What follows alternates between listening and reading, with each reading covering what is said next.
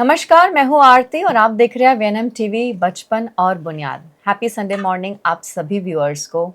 और हर बार की तरह एक ही आशा है कि आप जहाँ हैं स्वस्थ हैं और अपने परिवार के साथ अच्छा समय व्यतीत कर रहे हैं। तो चलिए आज बात करने वाले हैं एक बहुत ही इम्पॉर्टेंट टॉपिक को लेकर। हाल ही में अगर आपको पता हो तो 28 फरवरी 2026 को इंडिया में नेशन वाइड एक वैक्सीन को इनॉग्रेट किया गया, एक कैंपेन को इनॉग्रेट किया और इसे इनॉग्रेट किया हमारे respected prime minister Shri Narendra Modi sir ने। और ये वैक्सीन जो इनॉग्रेट की गई है, ये है एचपीवी वैक्सीन जो 14 साल की बच्चियों को लगाई जाने वाली है। अगर आपको मैं आंकड़ों की बात करूं तो हर वर्ष हमारे भारत में कम से कम 74,000 से लेकर 79,906 जो औरतें हैं ये अपनी ज़िंदगी खो देती हैं सर्वाइकल कैंसर की वजह से। जिसका मतलब है कि हमारे भारत में सर्वाइकल कैंसर को लेकर हर 8 मिनट पर एक औरत अपनी ज़िंदगी गुमा रही है और जो सही में बहुत बड़ा कंसर्न है, बहुत बड़ा इशू है। हमारे माध्यम से पहले भी जब भी हम इनसे एक्सपर्ट जो आज भी हमारे साथ मौजूद हैं, जब भी हम मिले हैं उन्होंने हमेशा इस वैक्सीन के बारे में बात की, चर्चा की और इसके इम्पोर्टेंस के बारे में हमें बताया। लेकिन आज जुड़ने का कारण कुछ अलग है। जो ऑडियंस हमारे साथ पहली बार जुड़ रही है उन्हें एचपीवी वैक्सीन क्या है इसके बारे में तो हम बात करेंगे, लेकिन आजकल क्योंकि हमारी ज़िंदगी में सोशल मीडिया इतना ज़्यादा छाया हुआ है और सोशल मीडिया पे बहुत सारी चीज़ें ऐसी चल रही हैं जो इस वैक्सीन को लेकर बहुत सारी कंसर्न्स जो हैं वो क्रिएट कर रही हैं। काफ़ी सारी मिथ भी लेकर इस वैक्सीन को लेकर सुनाई दे रही है या दिखाई दे रही है या हम पढ़ रहे हैं। तो वो सारे कन्फ्यूजन्स को आज क्लियर करने के लिए हमारे साथ स्टूडियो में जो एक्सपर्ट हैं उनका स्वागत करेंगे। आज मेरे साथ मौजूद हैं डॉक्टर तुषार शाह। सर आपका बहुत बहुत स्वागत है। Thank you. तुषार सर को आप सभी जानते हैं, वीएनएम टीवी बचपन और बुनियाद के साथ बहुत बार जुड़े हैं और पेरेंट्स को लेकर, वैक्सीनेशन को लेकर, बच्चों की मेडिकल हेल्थ को लेकर हमने बहुत सारे टॉपिक जो हैं वो प्रीवियसली भी हमने इन पे बात की है। आप सभी के लिए सर को ज़रूर इंट्रोड्यूस करना चाहूँगी। सर नवका चिल्ड्रन हॉस्पिटल जो 28 वर्षों से बच्चों के साथ और फैमिलीज़ के साथ जुड़ा हुआ है, उसके सर कंसल्टेंट पीडियाट्रिशियन और चीफ हैं।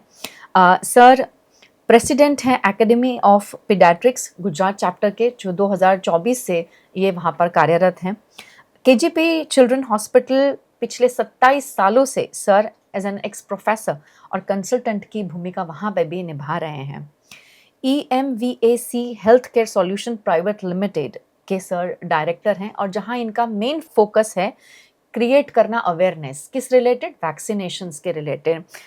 बच्चों के अंदर, अडल्ट्स के अंदर जितनी भी वैक्सीन्स गवर्नमेंट की तरफ से आती हैं या आने वाली हैं उस रिलेटेड ये अवेयरनेस जो है इस हेल्थ केयर सेक्टर के अंदर क्रिएट करते हैं। तो सर आपका बहुत बहुत स्वागत है। Thank you. सर सबसे पहले जैसे मैंने कहा कि आज हम एचपीवी वैक्सीन के बारे में बात करेंगे, तो मेरा पहला प्रश्न आपसे जो हमारे फर्स्ट टाइम व्यूअर्स हैं उनके लिए, अगर आप उन्हें बताएं कि एचपीवी वैक्सीन क्यों बनाई गई है और इसके पीछे का ऑब्जेक्टिव क्या है? Right. So very happy and thank you कि आपने मुझे इस चैनल के माध्यम से आपके व्यूअर्स के साथ इंटरेक्ट करने का मौका दिया। आई एम वेरी हैप्पी कि मैं आपको सबको ये नॉलेज दे पाऊँ और बहुत सारे इस वैक्सीन के रिलेटेड मिथ्स और मिसकंसेप्शंस है उसे दूर कर पाऊँ। तो पहले तो ये वैक्सीन है क्या? सो एचपीवी माने ह्यूमन पैपिलोमा वायरस, और ये वायरस ऐसा वायरस है कि जो बहुत सारे कैंसर्स को कॉज़ करता है, गर्ल्स में भी और बॉयज़ में भी। तो गर्ल्स में बात करें तो मेनली सर्वाइकल कैंसर, माने गर्भाशय के मुख का कैंसर, उसको सर्विक्स कहते हैं। जी। और उसके अलावा vulval cancer, vaginal cancer, anal cancer, anorectal cancer, oral cancer, oropharyngeal cancer, anal warts, ये सब गर्ल्स में। बॉयज़ में penile cancer, again anal, anorectal, oral, oropharyngeal cancers और एनल वॉर्ट्स, इन सब बीमारी के अगेंस्ट या इस कैंसर, इतनी भयानक कैंसर्स को प्रिवेंट करने के लिए और ये डिसीज़ करने के लिए ये वायरस रिस्पॉन्सिबल है। और हम जब वैक्सीन की बात करते हैं तो ये वैक्सीन्स डेफिनेटली ये इन्फेक्शन प्रिवेंट करे या उसको कैंसर होता हुआ प्रिवेंट करे, तो ये तो बहुत बड़ी बात है। बहुत सही कहा आपने सर। जिस तरह से मैंने आंकड़ों की बात की स्टार्टिंग में, कई बार औरतों में, अगर मैं महिलाओं की बात करूँ, तो बहुत समय तक पता ही नहीं चलता है, और जब इन्हें आइडेंटिफ़ाई किया जाता है, तो ये बहुत ही लेटर स्टेज पे आइडेंटिफ़ाई होते हैं, जहाँ पर मतलब सब चीज़ें हमारे हाथ से निकल गई हैं। तो जिसका मतलब है कि आज भी इसके ऊपर बात कम हो रही है, या शायद इसके रिलेटेड अभी भी अवेयरनेस बहुत कम है। सही है। जब मैं जी सर। तो ये सेकंड मोस्ट कॉमन कैंसर है, सर्वाइकल कैंसर। जी, so first is the breast cancer. जी। सो फीमेल की बात करें तो सेकंड मोस्ट कॉमन कैंसर, और मैडम ने जो बताया वैसे हर 8 सेकंड पे एक फीमेल अपनी जान खोती है इस कैंसर की वजह से। इतना भयानक कैंसर, और अगर हम इसको प्रिवेंट कर सके कोई वैक्सीन के माध्यम से, तो ये तो बहुत बड़ी बात है। बहुत बड़ी बात है सर, और आई थिंक ये वैक्सीन के बारे में बहुत समय से बात हो रही है। जो हमारे ऑथर हैं सुधा मूर्ति, क्योंकि जब वो भी सिलेक्ट एग्ज़ैक्टली। हुए, मेंबर बने, तब उन्होंने भी आई थिंक गवर्नमेंट के सामने ये रिक्वेस्ट रखा था कि इस पे ये वैक्सीन बननी चाहिए, और बनने के साथ इसको इस तरह से बनाएँ ताकि हर इंसान इसे ब परचेज़ कर पाए, बहुत महँगी ना हो, आई थिंक वो रिक्वेस्ट थी। और देखिए कि इस साल हमें ये वैक्सीन मिली है, लेकिन ये एक पर्टिकुलर एज ग्रुप के लिए मिली है सर, तो उसके बारे में थोड़ा अगर बताएँ आप कि 14 साल के बच्चे ही क्यों? ऐसा है कि ये वैक्सीन अभी कोई नई रिसर्च नहीं हुई है। जी। ये वैक्सीन ऑलरेडी वर्ल्ड मार्केट में तो काफ़ी सालों से है, इंडियन मार्केट में भी बहुत सारे सालों से। मैं मेरी खुद की प्राइवेट प्रैक्टिस में भी ये वैक्सीन कम से कम लास्ट 15-20 ईयर से तो यूज़ कर रहा हूँ। तो ऐसा नहीं है कि ये वैक्सीन कोई आज इंडिया में आई है या अभी-अभी नई रिसर्च की है। जैसे कोविड के टाइम पे ऐसा था कि Covid was a new disease, और उसके चक्कर में तभी वैक्सीन रिसर्च की गई और तभी उसको इम्प्लीमेंट की गई, और जिसने भी हमको हेल्प किया, बट उसकी बात आज छोड़ते हैं। बट ये वैक्सीन तो ऐसी है कि जो सालों से अवेलेबल है। बट उसको सुधा मूर्ति ने, जो जब मेंबर ऑफ पार्लियामेंट बने तब उन्होंने स्पीच में ये बताया था कि इसके लिए गवर्नमेंट स्पेशल फंड एलोकेट करे, और इसको जो नेशनल प्रोग्राम है इम्यूनाइजेशन का, जो राष्ट्रीय टीकाकरण कार्यक्रम है, उसके अंतर्गत इसको ऐड करके इसको भी ऐड करे और सभी बच्चों को दी जाए, जिससे कि इस भयानक बीमारी को बचाया जाए। ये वैक्सीन खाली गर्ल्स के लिए नहीं है, एक्चुअली तो गर्ल्स एंड बॉयज दोनों के लिए। बट राइट नाउ जो भी हम देखेंगे कि कोई भी नई चीज़ को इंट्रोड्यूस करती है गवर्नमेंट, तो एक पायलट प्रोजेक्ट होता है, और साथ में थोड़ा बजट को भी देख के करते हैं। तो उस चक्कर में जितने डोज वो लोग प्रोक्योर कर रहे हैं उसमें प्रायोरिटाइज कर रहे हैं। तो मुझे ऐसा लगता है कि this is a good initiative by government, जहाँ पे वो लोग एक पर्टिकुलर एज ग्रुप की गर्ल्स को टारगेट कर रहे हैं। बाद में ये एज ग्रुप बढ़ेगा, बाद में बॉयज को भी ऐड करेंगे मोस्टली, और जो मिशन होगा उसके अंतर्गत आगे जाएंगे। दूसरी एक चीज़, डब्ल्यूएचओ भी ऐसा कहता है कि we should try to eliminate cervical cancer by 2030। तो ये जो एमडीजी गोल्स है, और उस गोल्स के अंतर्गत इंडिया भी कंट्री है जिन्होंने साइन किया है कि we also agree to all this goal, तो मिलेनियम डेवलपमेंट गोल्स। और मिलेनियम डेवलपमेंट गोल्स में अगर हम सर्वाइकल कैंसर को 2030 तक एलिमिनेट करना चाहते हैं, तो उसके 3 पिलर्स है ये चीज़ करने के। एक है कि आप सभी गर्ल्स 15 इयर्स की एज तक हो, उनको एचपीवी वैक्सीन से एटलीस्ट 1 डोज तो दो। आइडियल शेड्यूल थोड़ा डिफरेंट होता है, बट एटलीस्ट 1 डोज दो। दूसरी चीज़ है कि all females between age 35 to 45, माने 35 से 45 के एज के महिलाओं का पैप स्मीयर होना चाहिए एटलीस्ट एवरी ईयर वंस। तो पैप स्मीयर से आप अर्ली डिटेक्शन कर सकते हो कि कैंसर है, और उसकी ट्रीटमेंट उनको तुरंत मिल सकती है। तो early detection is also important, prevention is also important. And third pillar जो है वो ऑप्टिमम ट्रीटमेंट ऑफ मदर्स, जिनको या लेडीज जिनका डायग्नोसिस हुआ है सर्वाइकल कैंसर का। ये तीनों पहलू पे वर्क किया जाए, तभी हम इस गंभीर कैंसर को एलिमिनेट कर सकते हैं। बिल्कुल सही कहा आपने। अगर मैं इसी में पोलियो की बात करूँ सर, क्योंकि जब शुरुआत में पोलियो के लिए ये हम रिलेटेड अवेयरनेस क्रिएट हो रही थी, तो अब जब हम देखते हैं उस पे, तो अब हम उसके प्रिवेंशन पे काम कर रहे हैं बहुत अच्छे से। लेकिन जिस तरह से आपने कहा कि ये अगर 2030 तक हमें एलिमिनेट करने की बात है, तो उसके पहले वो प्लानिंग क्या करनी चाहिए और उसका इम्प्लीमेंटेशन कैसा होना चाहिए, वो हमें ध्यान रखने की बहुत ज़्यादा ज़रूरत है। तो सर, अभी हमने बात की एचपीवी वैक्सीन क्या है और किस तरह की बीमारियों से हमें बचा सकती है। लेकिन आज मार्केट में बहुत सारी ऐसी रील्स हैं, बहुत बहुत सारे ऐसे लोग हैं जिन्हें हम सो कॉल्ड इन्फ्लुएंसर्स बोलते हैं, और जो ये बातें फैला रहे हैं पेरेंट्स में। और अगर मैं बात करूं कि वो टारगेट ग्रुप जहां पर अंडर प्रिविलेज्ड पेरेंट्स हैं, जहाँ पर लड़कियाँ जो हैं, बच्चियाँ जो हैं, वो गाँव में बहुत सारी पाई भी जाती हैं। उन लोगों के साथ ये बताया जा रहा है कि उन्हें ये वैक्सीन बिल्कुल नहीं लेनी चाहिए क्योंकि उसके बहुत सारे कारण हैं। तो सबसे पहला कारण जो एक मिसकंसेप्शन है, मैं आपसे वो पूछना चाहूँगी कि ये जो एक मिथ इसके साथ एसोसिएट की गई है कि ये कहा जा रहा है कि एचपीवी जो वैक्सीन है ना, ये एक ऐसा टूल है जिससे पॉपुलेशन कंट्रोल कर सकते हैं। तो क्या ये सही है या गलत? ऐसा है ना कि जब कोई अच्छी चीज़ हो रही है तब बहुत सारे लोग आते हैं डिस्ट्रैक्ट करने के लिए या अपना ध्यान खुद की तरफ बटाने के लिए। तो ये मिस इन्फोडेमोलॉजी या मिस इन्फॉर्मेशन या मिथ्स फैलाने में भी लोगों के पर्सनल मोटिव्स और पर्सनल गेन्स होते हैं। बट मैं ऐसा मानता हूँ कि कोई ऐसा वायरस के जो कैंसर कर सकता है और कोई ऐसी वैक्सीन जो सालों से यूज़ में है, not only in India but in all the countries of the world, जहाँ पे जिसकी वजह से हम बहुत बड़ी मात्रा में ये अचीव भी कर पाए हैं डिफरेंट डिफरेंट कंट्रीज़ में। तो ये ऐसी वैक्सीन अगर गवर्नमेंट फ्री में दे रही है, तो मेरे हिसाब से तो ये एक बहुत बड़ी बात है। ये जो वैक्सीन है वो प्राइवेट पीडियाट्रिशियन के पास या प्राइवेट डॉक्टर के पास आप लेने जाओ तो अराउंड 4000 रुपीज़ पर डोज़ का कॉस्ट है। और ये इतनी कॉस्ट वाली वैक्सीन अगर गवर्नमेंट आपको फ्री में दे रही है और गवर्नमेंट को भी गावी सपोर्ट की तरफ से अमुक डोजेज़ मिले हैं, इसलिए ये पॉसिबल हो पा रहा है। एक इस पूरे अभियान के दरमियान अगर हमको इतनी अच्छी वैक्सीन जो सेफ है, जो इफ़ेक्टिव है, जिसकी hardly any side effect in the sense कि कभी किसी को लोकल पेन या रेडनेस होता है, उसके अलावा हार्डली एनी साइड इफ़ेक्ट, ऐसी वैक्सीन अगर हमको मिलती है, तो मैं तो रिक्वेस्ट करूँगा आपके चैनल के माध्यम से पेरेंट्स को और जो व्यूअर्स हैं अपने उनको कि आप एक अच्छा मैसेज फैलाएँ आपके ग्रुप में, आपके नोन में कि इससे कोई ऐसा डरने की ज़रूरत नहीं है। तो ये वैक्सीन ऐसी कोई रॉन्ग मिशन से पॉपुलेशन कंट्रोल के या इनफर्टिलिटी करने के मिशन से या इम्पोर्टेंस करने के मिशन से ऐसा नहीं होता है। और ये गलत बात है और ये गलत अफ़वाह फैलाने की पूरी एक एंटी वैक्सीन लॉबी है, जो हर एक चीज़ के लिए गलत इन्फॉर्मेशन फैला के उनके खुद के मिशन को सक्सेस करती है। तो I would suggest through your channel to people that this is a very good vaccine and we must give protection to our daughters. बहुत सही कहा सर आपने, क्योंकि वैसे तो आपने इसी प्रश्न में मेरा वो भी उत्तर दे दिया।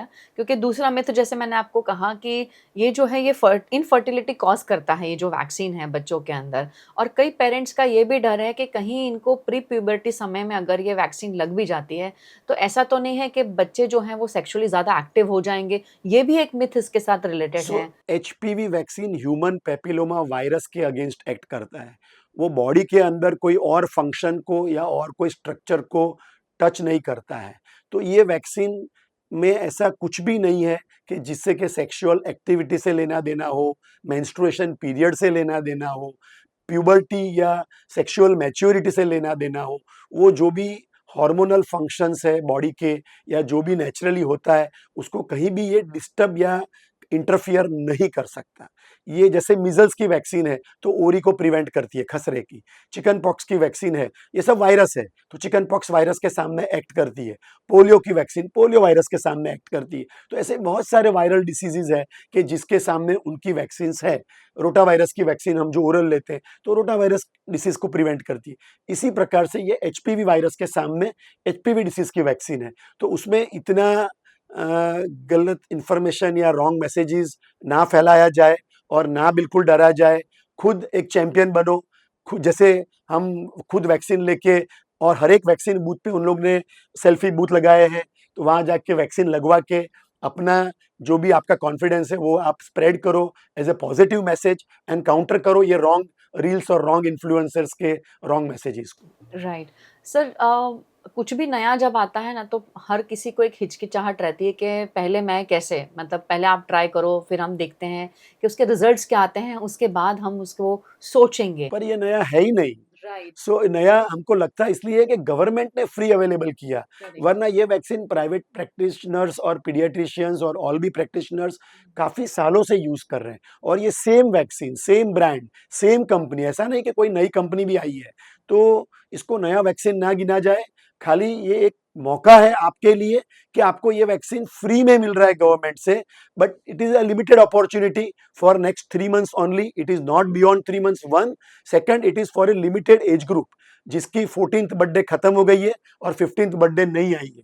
तो उन्हीं उसी एज ग्रुप के गर्ल्स के लिए ये लिमिटेड अपॉर्चुनिटी है. बट मैं कहूँगा कि इस अपॉर्चुनिटी को यूज़ किया जाए, और साथ साथ में जिनको अभी अपॉर्चुनिटी नहीं मिली वो भले वेट करें, बट वो चाहे तो अपने प्राइवेट पीडियाट्रिशियन से या जो भी उनके फैमिली डॉक्टर है उनसे ये वैक्सीन डेफिनेटली ले सकते हैं. राइट।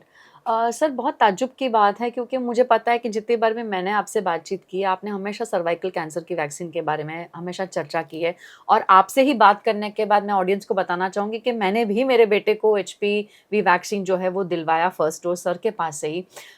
सर आज भी लोगों के अंदर सर्वाइकल कैंसर की वैक्सीन क्या है वो अभी भी नहीं समझ में आता है। मतलब मैं बहुत सारे एजुकेटेड जो पेरेंट ग्रुप है जब उनके साथ बात करती हूँ और उनको पूछती हूँ तो बहुत ही बड़ा क्वेश्चन मार्क होता है फेस पर कि ये क्या है और ये क्यों लेनी चाहिए। तो आपके हिसाब से लैक कहाँ पर हो रहा है, मतलब हमें किस लेवल पर जाके काम करना पड़ेगा ताकि हम इसके बारे में चर्चा कर पाए।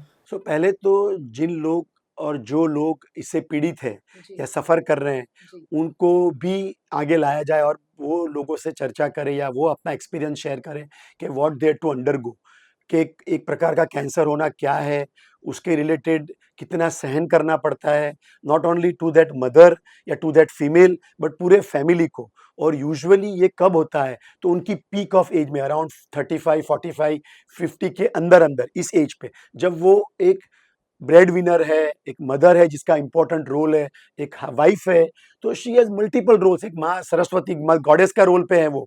एंड जब उसको अफेक्ट होता है तो पूरा फैमिली सफ़र करता है.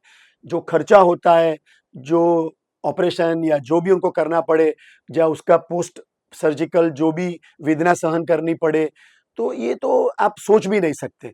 तो इतनी भयंकर चीज़ जिसकी मॉर्बिडिटी, कभी-कभी कोई अपना जान भी गुमाते हैं तो मॉर्टालिटी, और एक्सपेंस जो हम बेयर कर रहे हैं, उसके सामने प्रिवेंट करने के लिए खुद के पैसे से खर्च करके लेना पड़े, तो भी ये वैक्सीन बहुत इम्पोर्टेंट वैक्सीन है. यहाँ तो गवर्नमेंट हमको फ्री में देने की बात कर रही है, of course for a limited age group people, but उनको तो सोचना ही नहीं चाहिए. धड़ाधड़ दौड़ के खत्म करो, मतलब ले लो फटाफट. This is a very important vaccine and I strongly recommend and suggest कि ऑल फीमेल्स जिनको ये टारगेटेड है उनको पक्का ले लेना चाहिए. मैं डिस्कस कर रहा था आज ही आरसीएचओ सर से कि सर क्या हो रहा है, कितने लोग आ रहे हैं, तो वो भी कह रहे थे कि धीरे धीरे जो अवेयरनेस है वो अपने माध्यम से वो लोग भी बढ़ा रहे हैं. मतलब हाउस टू हाउस सर्वे करके वो लोग टारगेट ग्रुप को आइडेंटिफाई कर रहे हैं, ये पर्टिकुलर एज ग्रुप को वो लोग आइडेंटिफाई कर रहे हैं. और जैसे कोविड के टाइम पे था, वैसा इसका भी एक आईटी पोर्टल है जिस पे डॉक्यूमेंट किया जा रहा है, उनको प्रिंट करके सर्टिफिकेट दे रहे हैं, और उनको पता है कि उनके पास कौन-कौन एग्ज़ैक्टली कितने लोग हैं पूरे पॉपुलेशन में, वो स्लम्स में हो या अर्बन एरिया में हो, रूरल एरिया में हो, और उनको एग्ज़ैक्टली आइडेंटिफाई करके इंडिविजुअली टारगेट करके उनको सबको वैक्सीन दी जा रही है. So government is doing a wonderful job. That's great sir, बहुत अच्छी बात है। आज जब हमारा एपिसोड लो हमारी जो ऑडियंस देखने वाली है, इसके बाद अगर किसी पेरेंट को ये अपने बच्चे को वैक्सीन दिलवाना है जो 14 टू 15 इयर्स का एज ग्रुप में जो बेटी है, तो ये प्रोसीजर कैसा रहेगा सर? कहाँ जाके कांटेक्ट राइट. करना चाहिए? So most of the parents already are contacted by उनके आशा वर्कर्स या जो आंगनवाड़ी वर्कर्स या यूपीएचसी या पीएचसी या हॉस्पिटल्स के लोग जो आते हैं आपके एरिया में, वो लोग ने आपको बताया होगा कि आपको लेना है. आपको जो भी आपका नियर बाय हेल्थ सेंटर है, जहाँ पे बाकी रूटीन वैक्सीन्स होती है गवर्नमेंट की, उसी सेंटर पे जाना है. आप वहाँ जाओगे तो हर मंडे के दिन, मतलब every Monday there is a special session for HPV vaccination. वो जो भी वहाँ के डॉक्टर इंचार्ज है, उनकी निगरानी में ही होता है, तो खाली नर्स नहीं लगा देती है, बिकॉज़ ये नया प्रोग्राम है उनके लिए. तो वो लोग एक्स्ट्रा प्रिकॉशंस रख रहे हैं कि कभी भी अनसुपरवाइज़्ड, जैसे बाकी की वैक्सीन तो जो नर्स है या जो भी हेल्थ वर्कर्स हैं वही दे देते हैं, बट ये वैक्सीन डॉक्टर्स के सुपरविजन में दी जा रही है. वो लोग इंसिस्ट करते हैं कि थोड़ा नाश्ता खा के आओ तो हाइपोग्लाइसेमिया ना हो. वैक्सीन लगाने के बाद वो लेफ्ट शोल्डर पे लगाते हैं इंट्रामस्कुलर, तो कहीं और नहीं लगाते, हाथ पे ही लगाते हैं, और आधा घंटा फिर बिठाते हैं और फिर घर भेजते हैं टू मेक श्योर कि आपको कोई तकलीफ नहीं है. ये थोड़े बड़े बच्चे हैं, 14 इयर्स 15 इयर्स, मतलब उनको पेन और उनको डर और वैक्सीन का डर, इंजेक्शन का डर होता है, तो कभी-कभी वो डर के मारे कभी ऐसा वो चक्कर या ऐसा फ़ील करते हैं कभी-कभी, इसलिए उनको शांति से समझाते हैं, बिठाते हैं। इवन ये फ़ियर की वजह से जिसको हम वाज़ोवेगल कहते हैं, वो अवॉइड करने के लिए सब सेंटर्स पे उनको वो स्पंज बॉल दिए गए हैं, जो राइट हैंड में उनको देते हैं, उनको डाइवर्ट करते हैं और वो काम कर लेते हैं। So there are so many things which government is doing to make sure कि ये बिल्कुल कोई भी छोटे-मोटे प्रॉब्लम के भी ना हो और उसको सेव करके ये वैक्सीनेशन प्रोग्राम कंप्लीट किया जाए। तो they are doing a very good job. वहाँ सेल्फी बूथ से सर्टिफिकेट मिलता है, तो बहुत सारी चीज़ें जो कर सकते हैं। सर, इसमें जब जा रहा है पेरेंट अपने बच्चे को लेकर, तो कोई डॉक्यूमेंट की ज़रूरत पड़ती है? जैसे बर्थ सर्टिफिकेट है, ऐसा कुछ आपको प्रूफ चाहिए बच्चे के? ऐसा कुछ नहीं है, बट वो लोग वेरीफाई करेंगे क्योंकि सब जितने भी पोर्टल्स, जितने भी सेंटर्स हैं ना, सब जगह पे उनके पास पूरा डेटा है। तो उनको पता है कि उनके ज़ोन में कितने-कितने लोग हैं और किसकी क्या है। तो वो लोग बर्थ डेट वेरीफाई करेंगे ही करेंगे। उनको दिया गया है कि आपको 11th जनवरी 2011 से लेके 28th फरवरी 2010 के बीच वाले बच्चों को ही वैक्सीन लगाना है, जिनका बर्थ तब हुआ था। तो इसी एज ग्रुप के बच्चे ऑटोमेटिकली 14 कंप्लीट एंड 15 कंप्लीट नहीं हुई वो वाले बच्चे हैं, तो उनको ये वैक्सीन लग जाएगी। So perfect. जैसे हम हमारे बच्चों की स्कूलिंग एजुकेशन जब स्टार्ट करते हैं तो उसका एक कट ऑफ पीरियड होता है, बस वैसे ही इस वैक्सीन का भी एक कट ऑफ है। तो इसके बारे में हम सभी को ध्यान रखना है, और जिस तरह से सर ने कहा कि घबराने वाली कोई बात नहीं है, उल्टा ये हमारे लिए बहुत अच्छी बात है कि ये वैक्सीन एक्चुअली बहुत एक्सपेंसिव है, लेकिन गवर्नमेंट अभी जो free of cost limited period के लिए हमें जो एक फैसिलिटी दे रही है, तो उसका हमें बाकायदा बहुत ही अच्छा यूज़ कर लेना चाहिए और बेनिफिट लेना चाहिए। क्योंकि सर, ये बंद होने के बाद जब प्राइवेट सेक्टर में ये वैक्सीन मिलेगी, तो इसकी अप्रॉक्सीमेट रेंज क्या होगी, अगर आप ऑडियंस को बताएं? कभी भी कोई भी वैक्सीन गवर्नमेंट और प्राइवेट में डिफरेंस क्या है कि गवर्नमेंट जब वैक्सीनेशन करती है तो ये देखती है कि मास को कैसे कवर किया जाए, सो ज़्यादा लोगों तक कैसे पहुंचा जाए। जैसे बाकी की वैक्सीन है, ट्रिपल, पोलियो, मीजल्स या न्यूमोनिया, तो उन सब चीज़ों में भी गवर्नमेंट ने थोड़ा बहुत चेंजेस किए हैं, ये ध्यान में रख के कि थोड़ी एफिकेसी कम मिलेगी तो चलेगा, थोड़ा पर इंडिविजुअल प्रोटेक्शन कम मिलेगा तो चलेगा, लेकिन हम ज़्यादा लोगों को कवर कर पाए। तो उससे क्या होता है कि वो कॉस्ट या बजट जो है वो लिमिटेड बजट में काम किया जा सके और ज़्यादा लोगों तक हम पहुँच पाए। तो फ्रैक्शनल डोज देते हैं, 3 की जगह पे 2 डोज देते हैं, ऐसा होता है। पोलियो के भी 2 डोज देते हैं, प्राइवेट में 3 डोज मिलते हैं।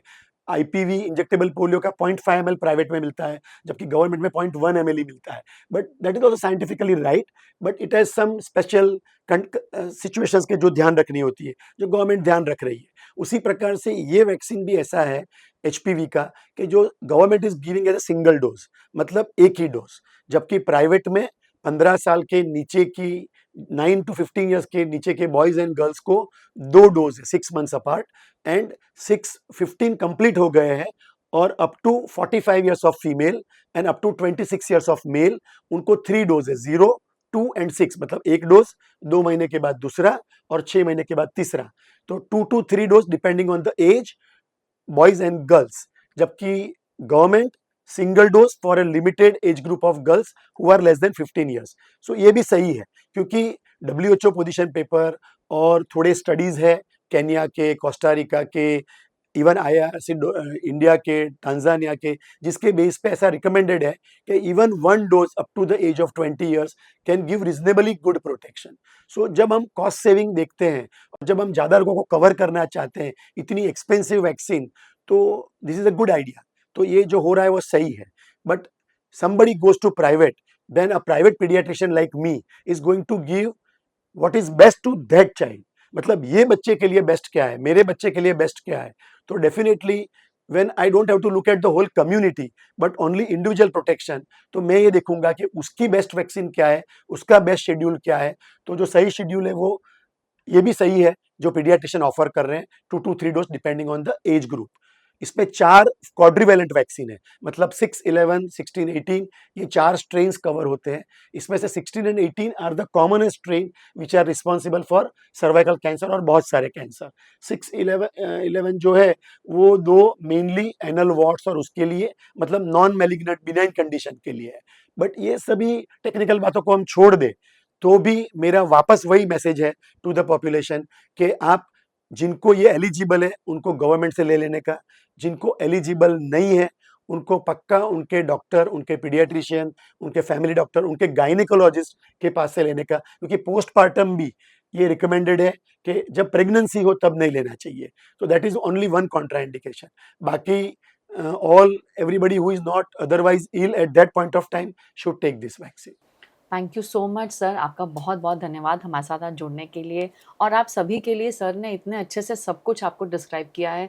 तो प्लीज़ अगर आपके घर में भी बच्चियां हैं जो 14 से 15 साल के बीच में हैं तो बिल्कुल हिचकिचाइए मत और इसका आप बेनिफिट लीजिए जो गवर्नमेंट दे रहा है। और अगर आपकी बेटियां उससे बड़ी हैं या छोटी हैं तो प्राइवेट, जैसे सर ने कहा कि आप आपके पीडियाट्रिशियंस हैं उनसे आप संपर्क कर सकते हैं। लेकिन सबसे इम्पॉर्टेंट बात जो उन्होंने कही कि 35 साल से 35 ईयर्स से 45 ईयर्स के बीच में जो लेडीज़ हैं, क्योंकि घर की लेडीज़ हैं ना अपने आप को हमेशा आखिरी रखती हैं, तो अगर आपको जो सर ने कहा है कि पैप्समियर टेस्ट करवाना बहुत ज़्यादा ज़रूरी है सिर्फ आइडेंटिफाई करने के लिए कि कोई दिक्कत है तो नहीं, वो करवाने में तो कोई तकलीफ़ नहीं है। और वैक्सीनेशन भी हमें ले लेना चाहिए, आई थिंक वो भी ज़रूरी है क्योंकि सेफ्टी हर किसी के लिए इम्पॉर्टेंट है। और जब घर की स्त्री या घर में कोई महिला इस दौर से गुजरती है तो पूरा घर परिवार हिल जाता है, जैसे सर ने पहले भी कहा।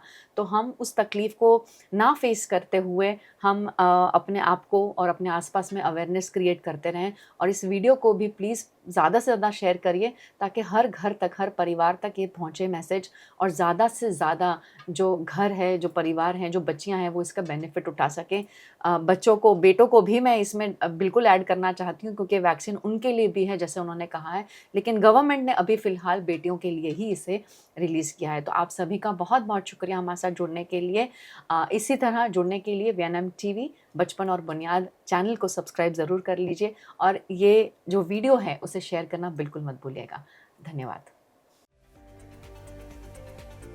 ये है मधुवन स्पर्श, शानदार एलिवेशन के साथ, सिक्योर पार्किंग, हर वापसी tension free, bright living room, सुकून भरे बेडरूम्स, प्राइवेट बैल्कनी, आपकी daily relaxation, mini theatre, modern gym, refreshing pool, indoor games और कई प्रीमियम एमिनिटीज।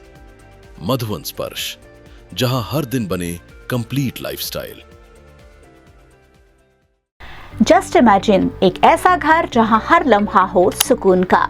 वडोदरा के सेवासी में 10 स्काईगेज, 3 and 4 BHK ultra luxurious homes and premium shops, green garden, gym, library, swimming pool, volleyball court, skating ring, बच्चों के लिए play area and walking track. इतना ही नहीं, शानदार entrance, high speed lift, ample parking और घर के हर कोने में लग्जरी का एहसास।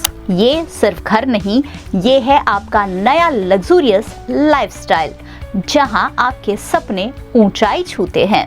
Opposite Rosedale Meadows, besides VCA ground, near Priya cinema, Sevasi Vadodara. So તમે પણ વિદેશમાં અભ્યાસ કરવાનું સ્વપ્ન જોઈ રહ્યા છો? Then it's time to turn your dreams into reality because 2026 ના એડમિશન્સ શરૂ થઈ ગયા છે. So મેં વિઝિટ કર્યું HDV કન્સલ્ટન્સી જે શ્યોર શોર્ટ વિઝિટર વિઝા અને વર્ક પરમિટ સપોર્ટ માટે ફેમસ છે. તમે વિશ્વની ટોપ રેન્ક યુનિવર્સિટીઝમાં એડમિશન મેળવી શકો છો. USA ની Columbia University, Carnegie Mellon University અને પ્રેસ્ટિજિયસ આઇવી લીગ યુનિવર્સિટી, કેનેડાની યુનિવર્સિટી ઓફ કેલ્ગરી અને યુનિવર્સિટી ઓફ ઓટાવા, લંડનની કિંગ્સ કોલેજ, ઇમ્પિરિયલ કોલેજ અને રસેલ ગ્રુપ યુનિવર્સિટીઝ અને આ ઉપરાંત ઓસ્ટ્રેલિયા અને જર્મનીની top rank universities plus Europe અને ન્યુઝીલેન્ડ માટે એન્ડ ટુ એન્ડ ગાઈડન્સ આપે છે. And who can apply? જો તમે 12th ગ્રેડમાં છો, બેચલર્સ કરી રહ્યા છો, માસ્ટર્સ કરો છો કાં તો ગ્રેજ્યુએશન પરસ્યુ કરી રહ્યા છો તો તમે અપ્લાય કરી શકો છો. અને કેમ HDV કન્સલ્ટન્સી? કારણ કે એ તમને આપે છે expert SOP building, professional resume guidance, complete end to end support in documentation અને સ્પોટ અસેસમેન્ટ. અને અહીંનો સ્ટાફ તમારા સક્સેસફુલ IELTS કોર્સ માટે ખૂબ જ મહેનત કરે છે. આ લોકોએ તો સક્સેસ મેળવી લીધી છે તો તમે સાની રાહ જુઓ છો? તો આજે જ વિઝિટ કરો HDV કન્સલ્ટન્સી. સ્ક્રીન પર આપેલા નંબર પર કોલ કરો અને તમારા સફળતા તરફ પહેલું પગલું ભરો.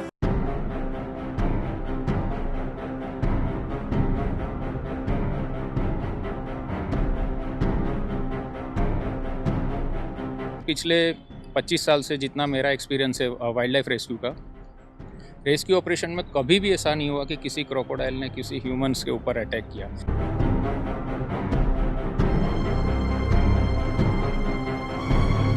एनिमल का ये बिहेवियर होता इंसानों को मारना, तो हमारा पॉपुलेशन इतना बड़ा नहीं होता। एक एनिमल आता है जिसको गुजराती में वणियर बोलते हैं, इंडियन सिवेट, उसके भी रेस्क्यू कॉल आ रहे हैं, पाइथन्स आ रहे हैं ज़्यादा। हज़ारों ऐसे केसेस आपने देखे हैं, रेस्क्यू किया है, कभी कोई ऐसा केस आपके सामने आया जहाँ पे आपको बहुत चैलेंजिंग लगा हो? आप एनिमल को बचाने जा रहे हो ये आपको पता है, एनिमल को नहीं पता। उनको रेस्क्यू करना मतलब आपको एक चीज़ याद रखनी है कि आप अपनी जान को जोखिम में डाल के जा रहे हो और उसके लिए आपको कोई पेमेंट नहीं मिल रहा है।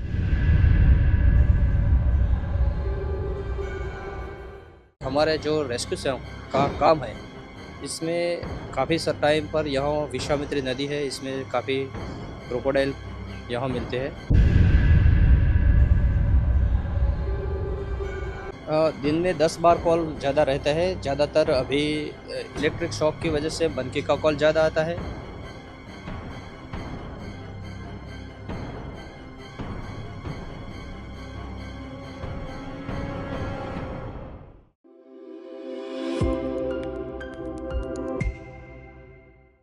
हम जब भी किसी परेशानी में फंस जाते हैं तो हमारे पास हज़ारों लोग हैं जिनसे हम मदद मांग सकते हैं। पुलिस ऑफिसर्स हैं और बहुत सारी ऐसी संस्थाएं हैं जो हमें मदद करने के लिए आगे आ जाती हैं।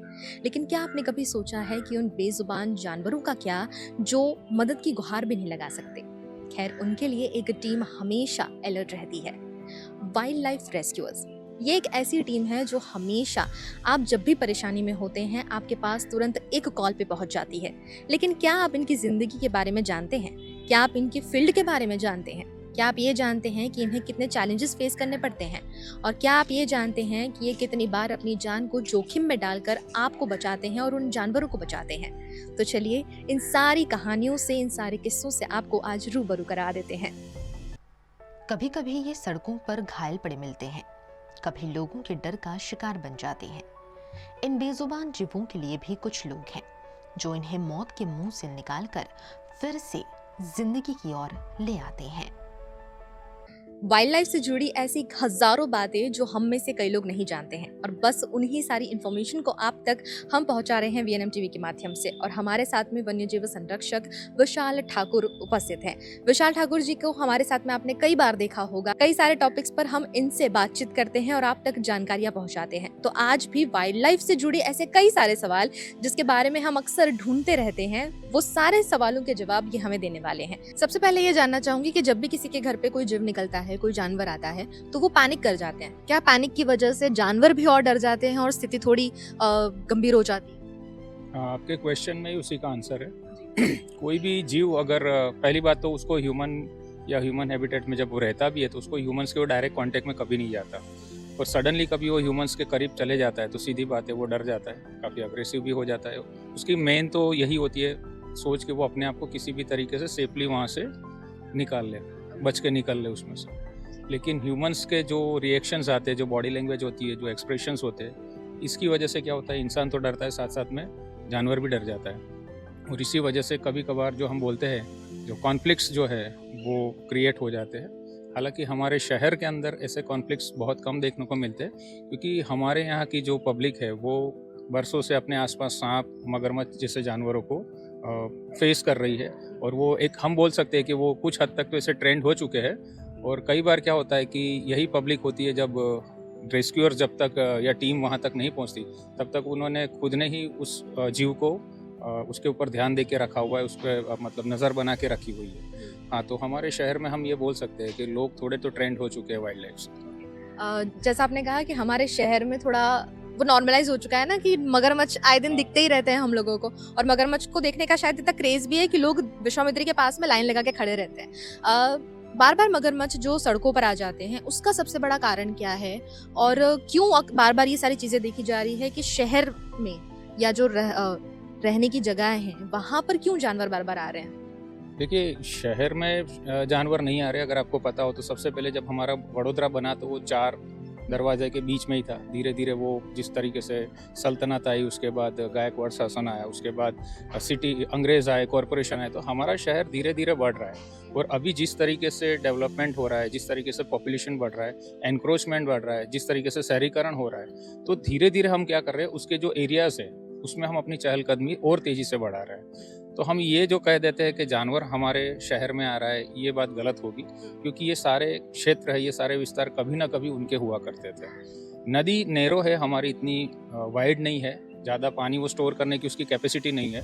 तो जब ऊपर में जब बारिश बहुत तेज़ी से होता है तो नदी का जो लेवल है वो काफ़ी तेज़ी से बढ़ जाता है, और लेवल बढ़ जाने की वजह से जब पानी ज़मीन के साथ टच होने लगता है, एक पैरेलल लेवल पर आ जाता है, तब तेज़ फ्लो से बचने के लिए क्रोकोडाइल्स पानी के साथ साथ सिटी एरिया में आ जाते हैं। लेकिन पिछले 25 साल से जितना मेरा एक्सपीरियंस है वाइल्ड लाइफ रेस्क्यू का, रेस्क्यू ऑपरेशन में कभी भी ऐसा नहीं हुआ कि किसी क्रोकोडाइल ने किसी ह्यूमंस के ऊपर अटैक किया। इवन कई बार कमर तक पानी के अंदर लोग घूमने निकलते, आपने देखा होगा न्यूज़ मीडिया में आपने कहा, लेकिन आपने कभी भी ये नहीं देखा कि किसी के ऊपर मगरमच्छ ने पानी के अंदर से अटैक कर लिया। इवन एनिमल्स का कभी ये बिहेवियर होता ही नहीं है कि वो ह्यूमंस पर अटैक करे, क्योंकि वो हमसे काफ़ी डरते हैं। जैसे जैसे शहर फैल रहे हैं वैसे वैसे जंगल सिमटते जा रहे हैं, और इसी वजह से सांप, पक्षी और कई जंगली जीव कभी कभी इंसानों की दुनिया में भटक आते हैं। लेकिन जब डर और खतरे के बीच इनकी जान पर बन आती है, तब शुरू होती है वाइल्ड लाइफ रेस्क्यूअर्स की असली जिम्मेदारी। क्रोकोडाइल्स को लेकर सबसे बड़ा मिथ क्या है लोगों?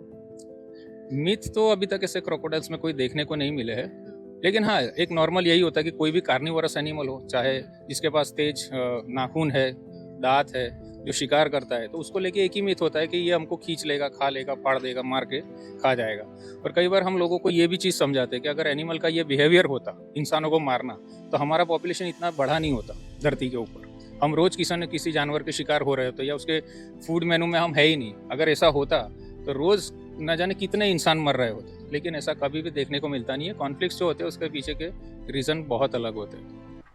बड़ोदरा में एक ऐसा वाइल्ड लाइफ रेस्क्यू सेंटर जो इन बेजुबान जीवों के लिए एक सुरक्षित ठिकाना बन चुका है। यहाँ हर दिन कई रेस्क्यूड एनिमल्स लाए जाते हैं। किसी को चोट लगी होती है, कोई डर से कांप रहा होता है, तो कोई बिल्कुल कमजोर हालत में होता है। Wild life social forestry division में वाइल्ड लाइफ रेस्क्यू का काम करती है, और wild life warden Vadodara social forestry का काम है। और आपने जो बताया कि वडोदरा में काफ़ी टाइम से शेड्यूल एनिमल को वाइल्ड लाइफ में जो आते हैं शेड्यूल 1-2 में, ये और जो शेड्यूल में नहीं है वो वडोदरा सोशल फॉरेस्ट्री काम कर रही है। दूसरी बात यह है कि जो वडोदरा का वाइल्ड लाइफ सेंटर है हमारा, जो रेस्क्यू का ऑपरेशन होता है और रिहेबिलिटेशन का काम वाइल्ड लाइफ फॉरेस्ट डिपार्टमेंट करता है। और दूसरी बात यह है कि हमारे जो रेस्क्यू का काम है, इसमें काफ़ी टाइम पर यहाँ विश्वामित्री नदी है, इसमें काफ़ी क्रोकोडाइल यहाँ मिलते हैं, और पॉर्क्यूपाइन मिलते हैं, अजगर, पाइथन मिलते हैं, और तेंदुआ भी है। और पूरा बड़ौदा शहर है, इसमें सारे NGO भी काम करती है, तो इसमें पूरा सेफ है, और 24/7 ये वाइल्ड लाइफ रेस्क्यू का काम चलता है। हमारा जो फॉरेस्ट डिपार्टमेंट है वो गुजरात सरकार की ओर से सोशल फॉरेस्ट्री जो डिवीज़न है वडोदरा, इसमें हमारी पूरी फैसिलिटी के साथ है। हमारे पास टो वाहन है, और रेस्क्यू सेंटर है, ऑपरेशन सेंटर है, डॉक्टर की सुविधा है, और हमारा स्टाफ है। इसमें अलग फॉरेस्टर गार्ड और रेस्क्यू का अलग एक टीम तैनात किया है, और 24/7 जो कॉल आता है इसके हम रजिस्टर में नोट करते हैं। और जो भी दूसरे आपने टीम बताई, तो बड़ौदा में पूरी NGO हमारे साथ, जो भी वाइल्ड एनिमल का जो कॉल आता है, जो इंजर होता है, ये पब्लिक में आ जाता है, तो तुरंत काफ़ी सारे 1100 से ज़्यादा वॉलंटियर हमारे साथ काम कर रहे हैं। और अगर अंदाज़ा लगाया जाए तो कितने मतलब कॉल्स आते हैं, कितने रेस्क्यू आप एक महीने में कर लेते हैं? दिन में 10 बार कॉल ज़्यादा रहता है। ज़्यादातर अभी इलेक्ट्रिक शॉक की वजह से मंकी का कॉल ज़्यादा आता है, पाइथन का कॉल रहता है, और स्नेक रेस्क्यू का कॉल ज़्यादा रहता है। और दूसरी बात यह है कि मैं पब्लिक को अवेयरनेस करना चाहता हूँ कि अभी टोटली जो वाइल्ड एनिमल है काफ़ी शेड्यूल 1 और 2 में है, और वाइल्ड लाइफ प्रोटेक्शन एक्ट 1972 के तरह से वो घर में रखना, इसमें कैद में रखना, पालना, वो 3 से 7 साल की कैद की सज़ा है, और 25,000 से ज़्यादा दंड की जोगवाई है। तो मैं आपको बताना चाहता हूँ कि कोई भी वाइल्ड एनिमल को हम घर में नहीं रखें, पाले नहीं, और जो रेस्क्यू करे तो तुरंत फॉरेस्ट डिपार्टमेंट को जान करे, तो तुरंत हमारी टीम आ जाती है। और जो इंजर होता है काफ़ी पब्लिक में आ जाता है, तो हमारा डिपार्टमेंट को तुरंत जान करे। हमारा टोल फ्री नंबर भी दिया है, 3 नंबर भी है, और हमारी टीम भी 24/7 रहती है। और रात को भी जो भी ऐसा कोई कॉल आए तो हमारी टीम रहती है। ज़्यादातर का जो सोशल फॉरेस्ट डिवीज़न में जो एक रेंज फॉरेस्ट ऑफिसर की पोस्ट है, तालुका लेवल पर वाइल्ड लाइफ वार्डन की पोस्ट है। तो इसमें तालुका लेवल पर RFO है, range forest officer wild life warden है, और डिस्ट्रिक्ट लेवल पर DCF है, डेप्यूटी कंजर्वेटर ऑफ फॉरेस्ट। जो भी वाइल्ड एनिमल आता है यह इसी को पहले तो रेस्क्यू करते हैं। ज़्यादातर पब्लिक में आ जाता है, कहीं चोट लगी हो, कहीं घर में घुस गए हैं, तो ऐसे वाइल्ड एनिमल को पहले हमारा डिपार्टमेंट पर इसकी जो रजिस्टर है में नोट करते हैं। कॉल के बाद हमारी जो टीम है रेस्क्यू के जो अच्छे केज में ले आती है, और बाद में यहाँ लाके जो प्राइमरी वेटनरी डॉक्टर के वो इसकी जांच करते हैं, कोई इंजरी नहीं है, कोई चोट नहीं है, कोई बीमार नहीं है, ऐसे तपास करके वाइल्ड लाइफ का सर्टिफिकेट लेते हैं कि अच्छा है वो। बाद में हम इसको फॉरेस्ट में रिलीज करते हैं। वो रिलीज करने के लिए भी हम डिस्ट्रिक्ट वाइल्ड लाइफ वार्डन की परमिशन लेते हैं और बाद में रिलीज कर देते हैं।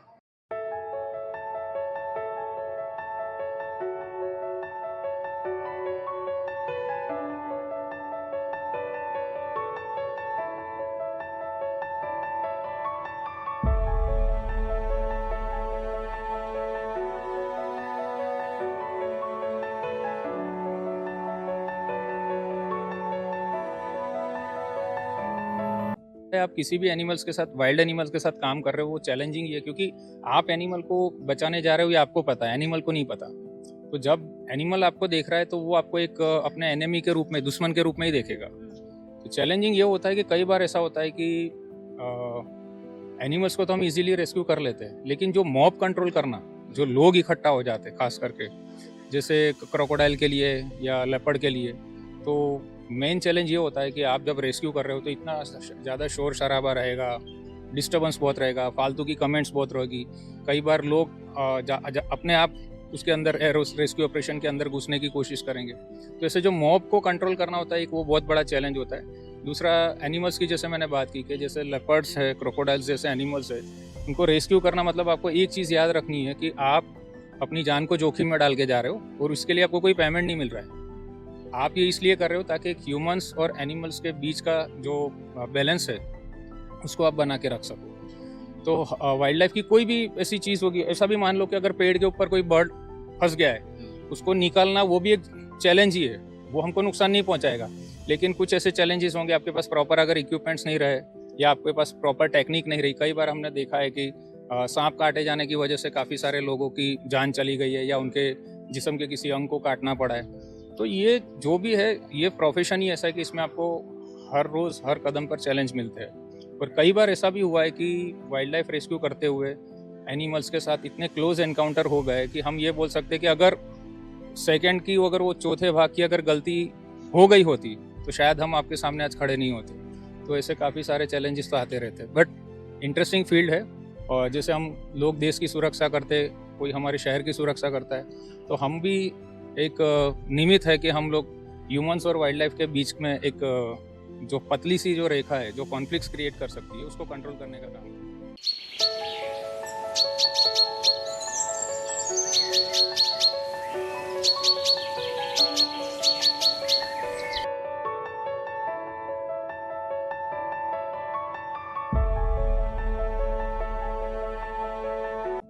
ये वो लोग हैं जो कभी दिखावा नहीं करते, ये वो लोग हैं जिन्हें कभी तारीफें नहीं मिलती, और यही वो लोग हैं जो 24 घंटे अपनी जान को जोखिम में डालकर हम सब के लिए अलर्ट रहते हैं।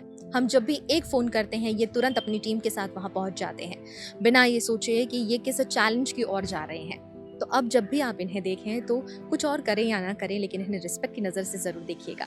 और इनका ये जो पूरा चैलेंज है, इनकी जो पूरी लाइफस्टाइल है, इसके बारे में हमने आपको इस वीडियो में बताया है। तो अब कभी जब भी आप ऐसी खबरें पढ़ें तो इस वीडियो को ज़रूर याद कर लीजिएगा, ताकि उनके लिए इज्जत और भी ज़्यादा बढ़ जाए।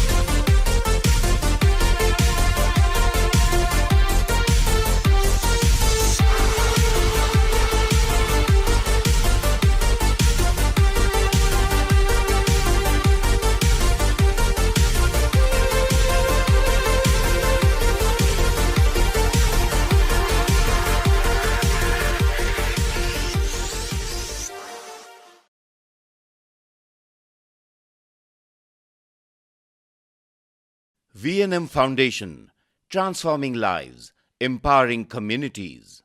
Inspired by the late Sri A.D. Vyas's life journey, the V&M Foundation was established in 2018, dedicating and making a positive and enduring impact on lives of individual and community. V&M Foundation is working on issues that can improve the society today and tomorrow: health and education, environmental wellness, inclusion, women empowerment, sports, art and culture.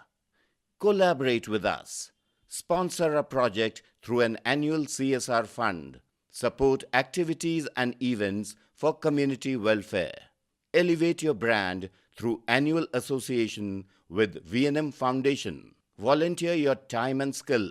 Donate now and claim an ATG tax exemption. V&M Foundation is registered under Section 80G of the Income Tax Act. V&M Foundation, transforming lives, empowering communities. For more details, contact 918734872606 or 919879572606.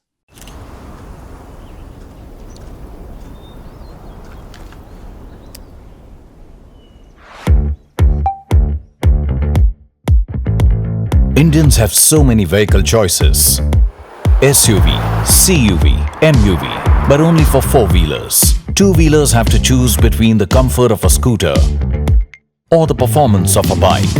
That's why BG Electric brings to you. Is this the new RUV? Yes, it's the BG RUV 350. First time in India. With 16-inch alloy wheels, a hyperdrive motor for tough roads, and an all-metal body that's super strong, BG Electric presents India's first RUV. After all, the roads are the same. Why should only four-wheelers have all the luxury? पिछले कई समय से हम कहीं घूमने नहीं गए। चलो ना, हम सब पूरा परिवार कहीं चलते हैं। अरे चलने के लिए तो हम सब तैयार हैं, पर कहाँ और कैसे जाएंगे ये बहुत बड़ा सवाल है ना। अरे टेंशन मत लो, मैंने सब पता कर लिया है। तुम सब बस हाँ बोलो। हाँ हाँ, चलो चलो चलते हैं।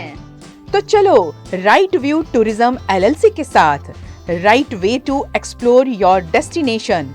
राइट व्यू टूरिज्म का है एक्सक्लूसिव पैकेज 3 और 4 star hotel stay, night safari, बढ़िया खाना, एक बेहतरीन लग्जरी टूर। बोलो कहाँ जाना है? Dubai, Vietnam, Singapore, Malaysia, Georgia, Bali और बाकू। बताओ बताओ। कहीं भी चलो, बस चलो। 7 days 6 night का वियतनाम पैकेज, 4 स्टार होटल में स्टे और यहाँ की बेहतरीन जगहों की सैर। सिंगापुर, मलेशिया का 7 days 6 night 3 star hotel stay, Sentosa universal studio समेत कई जगहों की सैर।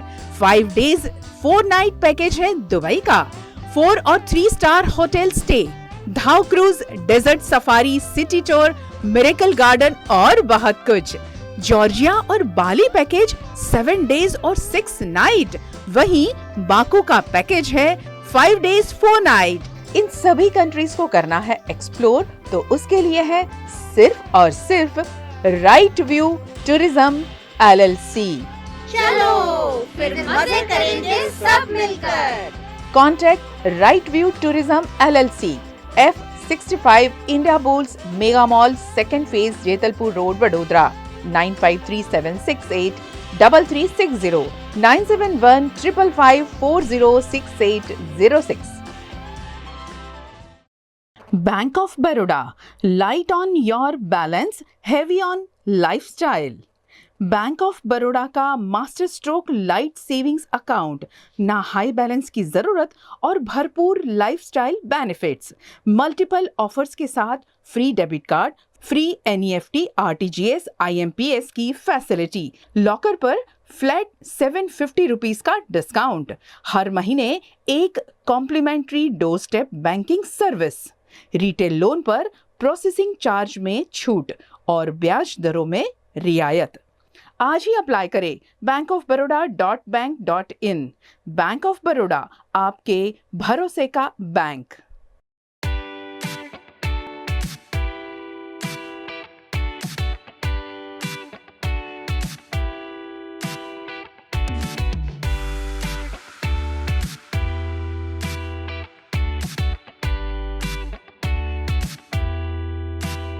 हाय हाय गर्मी, उफ उफ गर्मी। अब मार्च महीना जब से शुरू हुआ है, हम कुछ यही महसूस कर रहे हैं। पिछले 3-4 दिन से तो माहौल अब ऐसा हो गया है कि धूप में बाहर निकलना ऐसा लग रहा है कि जैसे कि अप्रैल मई में हम बाहर निकल रहे हैं। उस तरीके का माहौल मार्च महीने में ही देखने मिल रहा है। ना सिर्फ वडोदरा में, पूरे गुजरात में कई शहर जिलों में तापमान का पारा जो है वो 40 डिग्री को पार कर गया है और उसी के चलते तपती गर्मी और तपती लू का अनुभव हम सब कर रहे हैं। रात तक माहौल जो है ठंडा नहीं होता है, कमरे जो हैं गर्म रहते हैं, छत जो है वो फील होती है कि गर्म हो रही है। अचानक से इतनी गर्मी अगर मार्च महीने में ही फील हो रही है तो आने वाले अप्रैल मई कैसे रहेंगे, यही आज जानने की कोशिश करेंगे, समझने की कोशिश करेंगे कि आखिरकार इतनी गर्मी जो है वो बढ़ क्यों रही है। मौसम का ये जो पैटर्न है वो अचानक से अब इतना ज्यादा चेंज क्यों होता जा रहा है। हमारे साथ फिर एक बार गुजरात नेचर कंजर्वेशन सोसाइटी के मुकेश पाठक जी हैं, जो वेदर एक्सपर्ट है। उनसे जानेंगे कि वडोदरा में इस बार अप्रैल और मई का महीना जो है वो कैसा रहने वाला है। पहले तो मार्च का तो जान ही लेते हैं, लेकिन अप्रैल मई में गर्मी कहां तक पहुंच सकती है और हमें किस तरह इससे तैयार रहना होगा कि इस तरह की लू जो है, इस तरह की गर्मी जो है वो हमें महसूस होने वाली है। मुकेश जी मेरे साथ ऑनलाइन जुड़ गए हैं, उनसे बात करते हैं। मुकेश भाई, बहुत बहुत स्वागत है वीएनएम टीवी पर आपका। सर, मार्च महीना अभी तो 15 तारीख ही हुई है और इतनी ज्यादा गर्मी जो है वो महसूस होने लगी है, क्या वजह है इसकी? एक तो ऐसा है कि पिछले 5 सालों का डेटा रिकॉर्ड हम देखते हैं तो 5 सालों में 4 डिग्री सेल्सियस का तापमान बढ़ा हुआ है। एक तो ये क्लाइमेट चेंज की वजह से ये गर्मी बहुत ज़्यादा बढ़ने लगी है। ये एक महत्वपूर्ण कारण जो है, हमारी जो लाइफस्टाइल है वो बदल चुकी है। हम भौतिकवादी बन चुके हैं, हम पर्यावरणवादी जीवन जीते नहीं है। ये एक मेन रीज़न है कि पिछले 5 सालों में तापमान में 5 सेल्सियस की बढ़ोतरी हमें देखने को मिली है। इस मार्च में ही, क्योंकि सर्दी की जो सीज़न है, विंटर सीज़न, इस बार बहुत ही कम मात्रा में देखने को मिली। सर्दी हमें इतनी महसूस नहीं हुई, बहुत ही कम दिनों में सर्दी वो हुई। और वेस्टर्न डिस्टर्बेंस जो आने चाहिए वो जनवरी फरवरी में आने चाहिए, वो इतने मजबूत नहीं आए। अभी हालांकि वेस्टर्न डिस्टर्बेंस आ रहे हैं, एक के बाद एक के बाद एक। फरवरी में भी आए हैं बहुत सारे वेस्टर्न डिस्टर्बेंस, मार्च में भी आने वाले, पूरा मार्च महीना वेस्टर्न डिस्टर्बेंस आएंगे। लेकिन जितना मजबूत वेस्टर्न डिस्टर्बेंस आना चाहिए उतना मजबूत वेस्टर्न डिस्टर्बेंस नहीं आया। इसकी वजह से विंटर की सीजन बहुत ही सिकुड़ी हुई। हमें ये माना जाता है कि पिछले 10 सालों में इस बार का जो विंटर सीजन है वो काफी गर्म रहा है जी। तो जब विंटर सीजन इतनी गर्म हुए है तो उसके बाद में आने वाला जो समर है वो गर्म रहेगा। मार्च महीने में ही हमें, क्योंकि अभी एंटी साइक्लोन भी बहुत हमारे गुजरात के रीजन के इर्द गिर्द घूमता रहा है, तो जो एंटी साइक्लोन है उसकी जो खासियत है वो ये है कि वो हवा को नीचे लाता है और गर्मी बढ़ती है। उस वक्त जब एंटी साइक्लोन होता है तो गर्मी बढ़ने लगती है। तो एंटी साइक्लोन का भी प्रभाव रहा है, तो इसकी वजह से मार्च महीने में और काफी दिनों तक एंटी साइक्लोन रहा है। गुजरात के आजू बाजू मध्य प्रदेश में भी गया, अरब सागर में भी एंटी साइक्लोन रहा, राजस्थान में भी गया, गुजरात के ऊपर भी ठहरा एंटी साइक्लोन। तो काफी 10-12 दिनों तक एंटी साइक्लोन ऐसे घूमता रहा। तो एंटी साइक्लोन की वजह से क्या हुआ कि गर्मी अचानक से बढ़ गई और 3 दिनों तक हमें हीट वेव का सामना करना पड़ा। और मार्च महीने में ही सिंदोट में 43 डिग्री, बड़ौदा में भी 42 के आसपास टेम्परेचर हमें महसूस करने मिला है।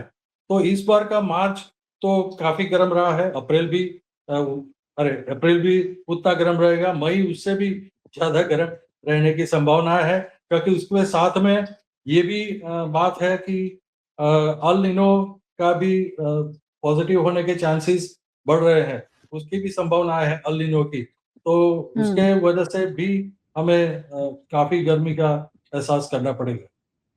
जी बिल्कुल, तो मार्च महीने में ही तापमान का पारा जो है 40 डिग्री के पार चला गया है और ना सिर्फ वडोदरा में, गुजरात के कई शहरों में यही स्थिति है।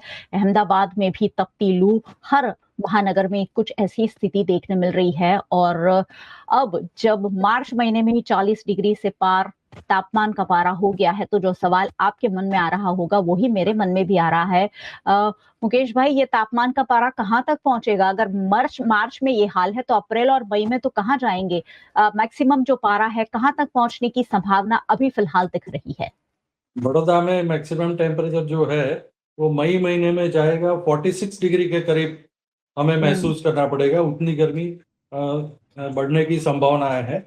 लेकिन अभी नेक्स्ट वीक में गर्मी थोड़ी कम हो जाएगी, अभी 2-3 दिन में ही 2-3 डिग्री का 2-3 डिग्री सेल्सियस का पारा नीचे आ जाएगा, मतलब थोड़ी सी गर्मी में हमें राहत मिलेगी।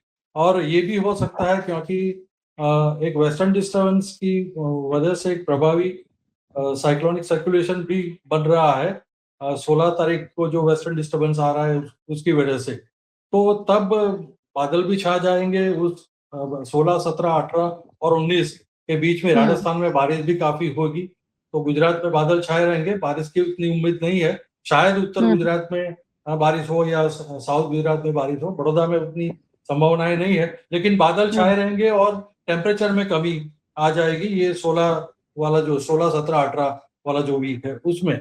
लेकिन उसके बाद गर्मी कम हो जाएगी, ये कभी भी हम नहीं कहेंगे। गर्मी तो वैसे की वैसी रहेगी, 2-3 डिग्री या 4 डिग्री तक का तापमान नीचे आ जाए, वापस वो ऊपर चला जाएगा।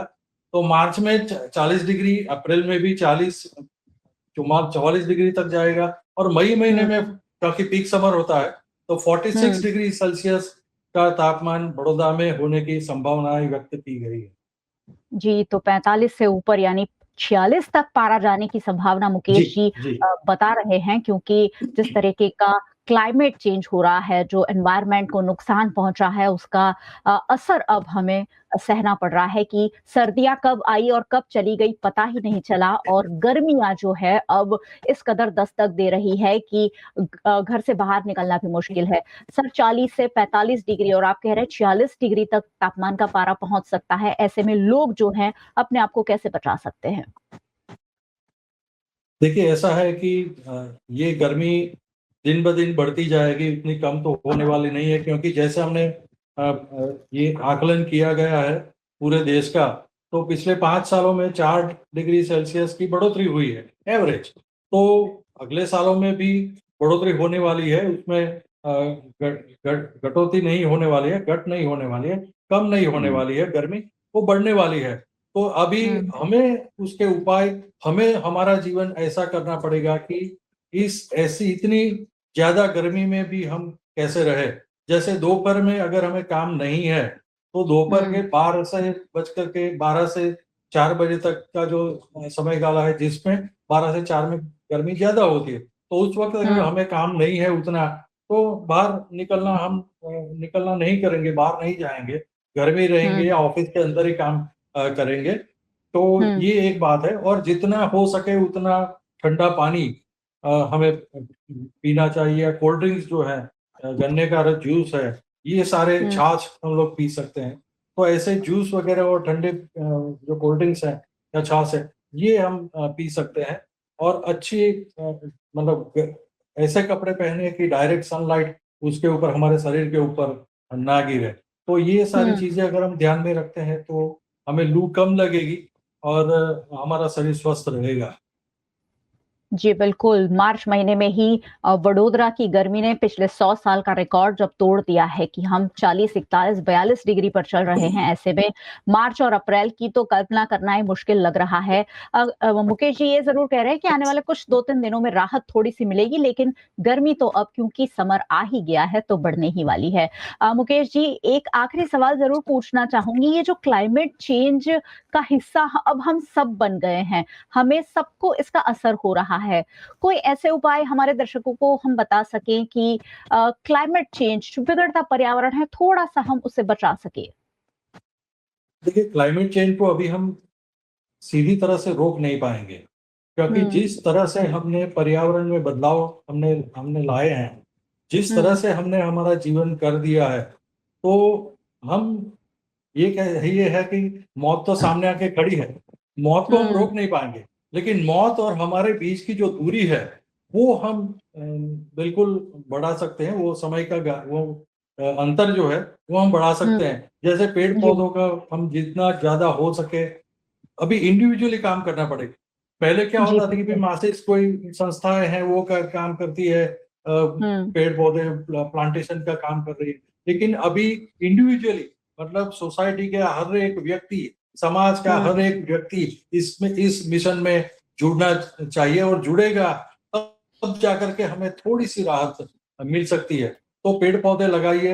एयर कंडीशन का अगर इस्तेमाल हम लोग कर रहे हैं तो 28 डिग्री के करीब ही हम उसका टेम्परेचर रखें, ताकि क्योंकि एसी का जो बाकी का भाग होता है वो तो टेरेस में या बाहर घर के बाहर हम लोग लगाते हैं। एक जो होता है वो डिवाइस जो होता है, तो वो तो गर्म हवा फेंकता है, तो वो गर्म हवा फेंकता है तो उसकी वजह से भी वो ऊपर गर्मी जाती है। तो हम टेम्परेचर को मेंटेन रखें। हमारे घर के आसपास में हम लोग पेड़ पौधे लगाए ताकि हम 4-5 डिग्री का जो हमें घटाड़ा करना है, कम करना है, तो वो पेड़ पौधे ही हमें सहायक बनेंगे। दूसरा, ये जो वॉर चल रहा है वो वॉर हम प्रार्थना करें कि कोई भी देश वॉर का उपाय न करे, और समझदारी के बातचीत से उसको अपने जो समस्या है उसको सुलझाने का प्रयत्न करें। ऐसे कोई पुख्ता सबूत, साइंटिफिक पुरावा हमें नहीं मिला है कि भाई वॉर की वजह से ही गर्मी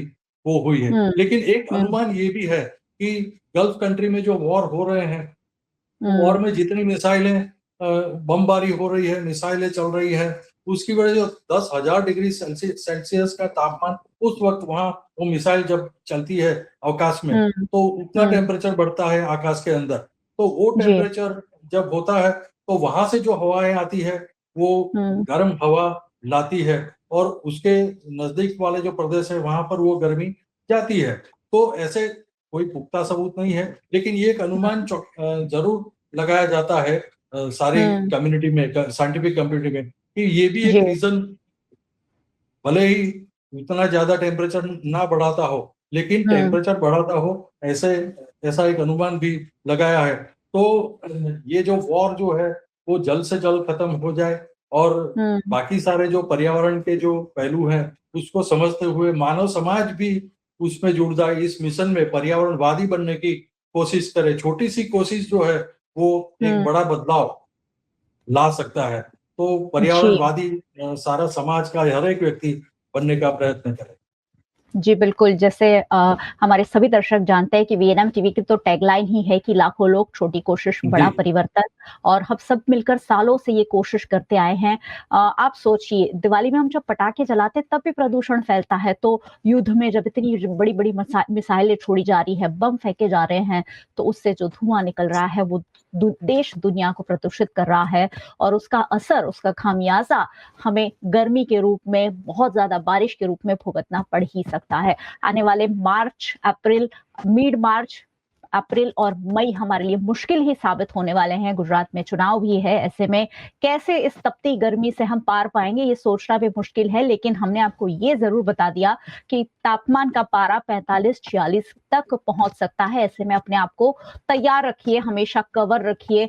1 मिनट सिग्नल पर खड़े रहना इन दिनों अब पॉसिबल नहीं हो रहा है। वडोदरा की सड़कें जो हैं पिघल रही है, ऐसे में इंसान उसकी क्या बिसात है। कमाटी बाग में जानवरों के लिए अब कहीं ना कहीं पानी का छिड़काव करने की जरूरत पड़ रही है, उस कदर की गर्मी है। ऐसे में अपने आप को बचा कर रखिए और सुरक्षित रहिए। जितना जरूरत हो घर में रहें, जरूरत हो तभी बाहर निकले। सुबह और देर रात को बाहर निकल सकते हैं जब भी आपका काम हो, ताकि इस गर्मी से आप सुरक्षित रह सके। मुकेश जी, बहुत बहुत शुक्रिया हमारे साथ जुड़ने के लिए। Thank you so much. Thank you. और बहुत बहुत शुक्रिया आप सभी व्यूअर्स का हमारे साथ जुड़ने के लिए। वैसे व्यूअर्स को हमेशा जुड़ते रहना चाहिए क्योंकि हम यहाँ वही बातें करते हैं जो आप जानना चाहते हैं। वीएनएम टीवी को आप यूट्यूब चैनल पर देख रहे हैं, जरूर देखते रहिए। चैनल को सब्सक्राइब कर लीजिएगा अगर अब तक नहीं किया है तो, साथ ही बेल आइकन प्रेस कर दीजिएगा ताकि वीएनएम का हर अपडेट सबसे पहले आप तक पहुंच सके। अगर आप हमें फेसबुक पर देख रहे हैं, शेयर कर लीजिए। आप हमें ओटीटी प्लेटफॉर्म्स पर देख रहे हैं, टेली हंट, वोडाफोन टीवी, जियो टीवी और जियो टीवी फाइबर 647 नंबर के चैनल पर वीएनएम टीवी को 24 घंटे लगातार देखा जा सकता है। देखते रहिए वीएनएम, जुड़े रहिए वीएनएम के साथ। नमस्कार।